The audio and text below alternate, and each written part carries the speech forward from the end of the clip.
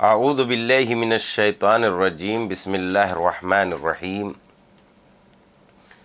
الحمد لأہلہ والصلاۃ علی اہلہا اما بعد فقد السلام علیکم ورحمۃ اللہ وبرکاتہ۔ آؤ کتاب پڑھیں۔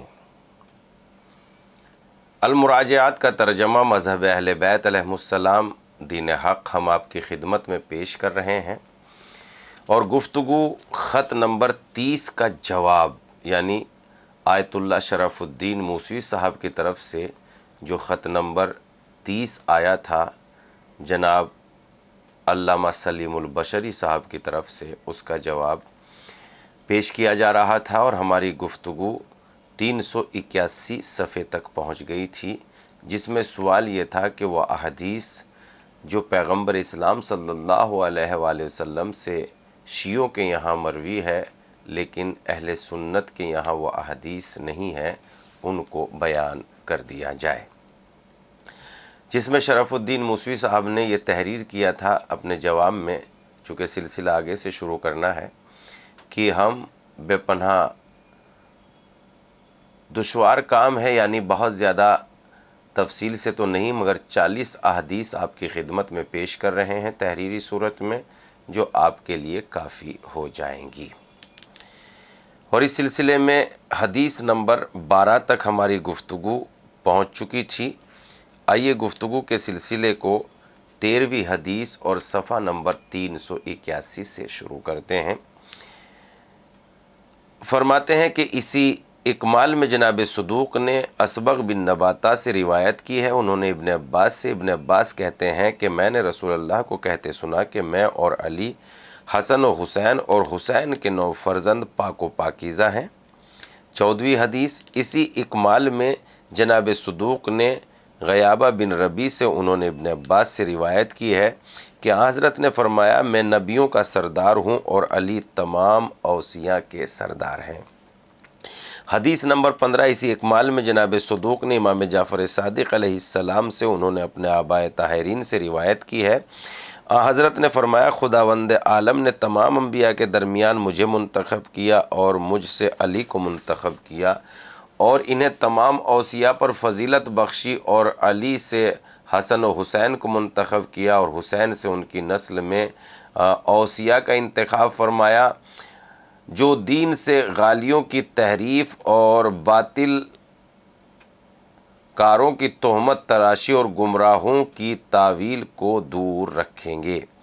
اسی اکمال میں جناب صدوق نے امیر المومنین سے روایت کی ہے کہ امیر المومنین علی بن ابی طالب علیہ السلام فرماتے ہیں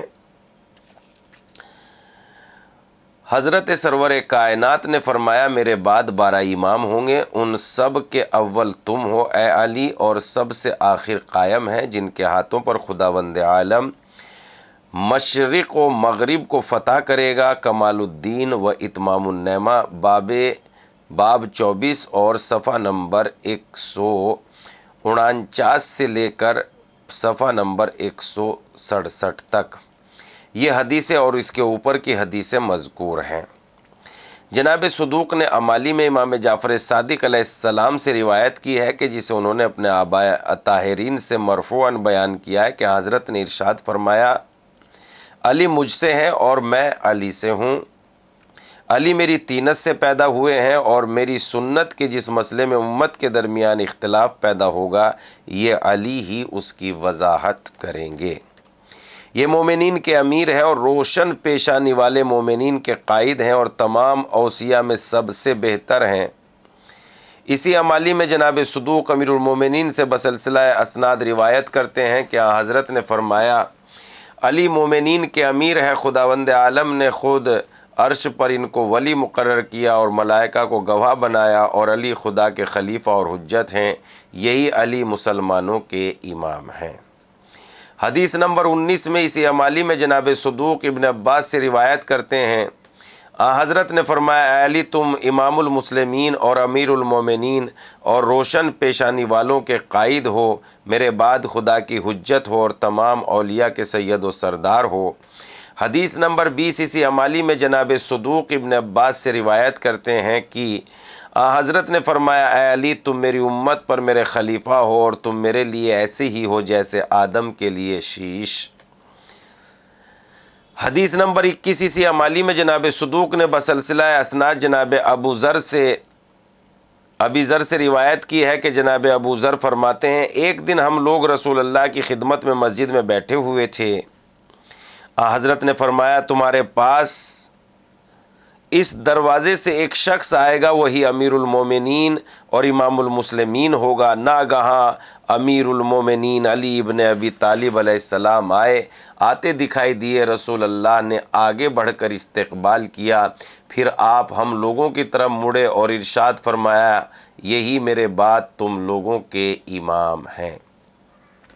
یہ حدیث اور اس کے اوپر کی چاروں حدیث علامہ سید بحرانی نے اپنی امالی میں اور جناب صدوق سے نقل کی ہیں، اور اس کے بعد ان کی تمام حدیثیں غایۃ المرام باب نمبر 13 میں مذکور ہیں۔ حدیث نمبر 22 اسی امالی میں جناب صدوق جابر بن عبداللہ انصاری سے روایت کرتے ہیں، حضرت نے فرمایا علی ابن ابی طالب سب سے پہلے اسلام لانے والے، سب سے زیادہ علم رکھنے والے ہیں، یہاں تک کہ آپ نے فرمایا یہی امام ہے اور میرے بعد خلیفہ۔ اسی امالی میں بسلسلہ اسناد ابن عباس سے روایت ہے کہ حضرت نے فرمایا اے گروہ مردم خدا سے زیادہ گفتار میں بہتر کون ہو سکتا ہے؟ تمہارے پروردگار نے مجھے حکم دیا ہے کہ میں تمہارے لیے علی کو امام، خلیفہ اور وصی مقرر کروں اور اپنا بھائی اپنا وزیر بنا دوں۔ حدیث نمبر 24 اسی امالی میں جناب صدوق نے بسلسلہ اسناد ابن عباس سے روایت کی ہے، وہ کہتے ہیں رسول بالائے ممبر تشریف لے گئے، خطبہ ارشاد فرمایا، پھر وہ خطبہ ذکر کیا۔ اسی خطبے میں ہے کہ میرے چچا کے بیٹے علی میرے بھائی میرے وزیر ہیں اور یہی میرے خلیفہ اور میری جانب سے تبلیغ کرنے والے ہیں۔ اسی امالی میں جناب صدوق نے بسلسلہ اسناد امیر المومنین سے روایت کی ہے، امیر المومنین فرماتے ہیں کہ ایک دن رسول اللہ صلی اللہ علیہ وآلہ وسلم نے خطبہ ارشاد فرمایا جس میں آپ نے فرمایا اے لوگو خدا کا مہینہ رمضان المبارک آ رہا ہے۔ پھر وہ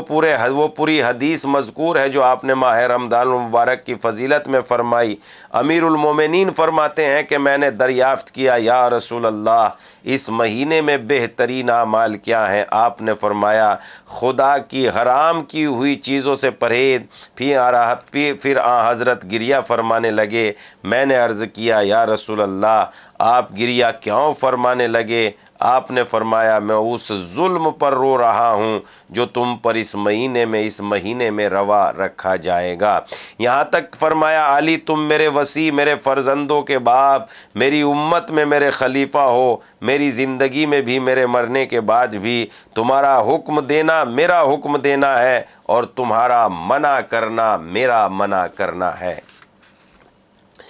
میں ان کا بوجھ ہٹاؤں، میں ان کا بوجھ بٹاؤں، ان کی خیر خواہی کروں، ان کی تصدیق کرو۔ جبرائیل نے مجھے اس بات کے کہنے کا حکم دیا ہے۔ اسی امالی میں جناب صدوق نے ابن عباس سے روایت کی ہے کہ آپ نے فرمایا حضرت نے فرمایا اے علی تم میری امت کے امام ہو اور میرے بعد امت پر میرے خلیفہ ہو۔ اسی امالی میں جناب صدوق نے ابن عباس سے روایت کی ہے، حضرت نے فرمایا کہ خداوند عالم نے مجھ پر وحی فرمائی کہ وہ میری امت سے ایک شخص کو میرا بھائی، میرا وارث، خلیفہ اور وصی بنانے والا ہے۔ میں نے درگاہ الہی میں سوال کیا پروردگارہ وہ کون ہے؟ تو خدا نے مجھ پر وحی فرمائی کہ وہ تمہاری امت کا امام اور میری حجت ہے۔ اسی پر میں نے عرض کیا الہی وہ کون ہے؟ ارشاد ہوا وہ ہے جسے میں بھی دوست رکھتا ہوں اور وہ بھی دوست رکھتا ہے، یہاں تک کہ آپ نے سلسلہ بیان میں فرمایا وہ علی ابن ابی طالب ہیں۔ اسی امالی میں جناب صدوق نے امام جعفر سے اور انہوں نے اپنے آبائے طاہرین سے روایت کی ہیں، حضرت نے فرمایا جب مجھے شب معراج آسمان پر لے جایا گیا تو خداوند عالم نے مجھ سے علی کے متعلق عہد و پیمان فرمائے کہ وہ امام المتقین، قائد غر المحجلین یاسوب المومنین۔ اسی امالی میں جناب صدوق نے بسلسلہ اسناد امام رضا سے انہوں نے اپنے آبائے طاہرین سے روایت کی ہے کہ حضرت نے فرمایا علی مجھ سے ہیں اور میں علی سے ہوں، خدا ہلاک کرے گا اسے جو علی سے جنگ کرے، علی میرے بعد خلائق کے امام ہیں۔ جناب شیخ الطائفہ ابو جعفر محمد بن حسن طوسی نے اپنی امالی میں بسلسلہ اسناد جناب عمار یاسر سے روایت کی ہے کہ جناب عمار فرماتے ہیں رسول اللہ نے امیر المومنین سے ارشاد فرمایا کہ خدا نے تمہیں ایسی زینت سے سنوارا جس زینت سے تم زیادہ محبوب زینت بندوں کو نہیں بخشی۔ جناب شیخ نے اپنی اسی امالی میں بسلسلہ اسناد امیر المومنین سے روایت کی، امیر المومنین نے ایک دن منبر کوفہ پر خطبہ ارشاد فرمایا، اے لوگو مجھے رسول سے 10 خصوصیات ایسی حاصل ہوئی ہیں جو روئے زمین کی تمام چیزوں سے زیادہ مجھے محبوب ہیں۔ مجھ سے حضرت نے فرمایا اے علی تم دنیا اور آخرت میں میرے بھائی ہو،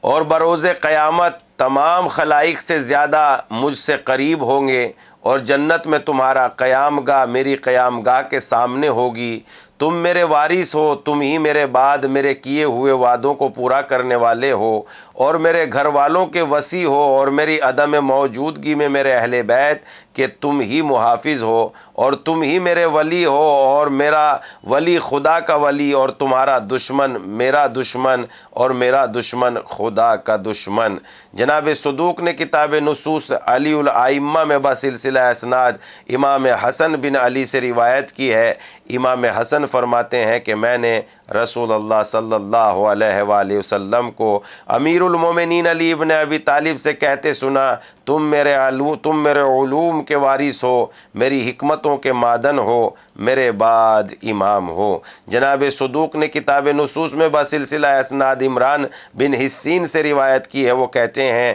میں نے رسول اللہ صلی اللہ علیہ وسلم کو امیر المومنین سے کہتے سنا، تم ہی امام ہو اور میرے بعد خلیفہ ہو۔ اسی کتاب نصوص میں بسلسلہ اسناد امیر المومنین سے ایک حدیث مذکور ہے، حضرت نے فرمایا اے علی تم میرے اہل بیت کے مرنے والوں کے وصی اور میری امت کے زندہ افراد پر خلیفہ ہو۔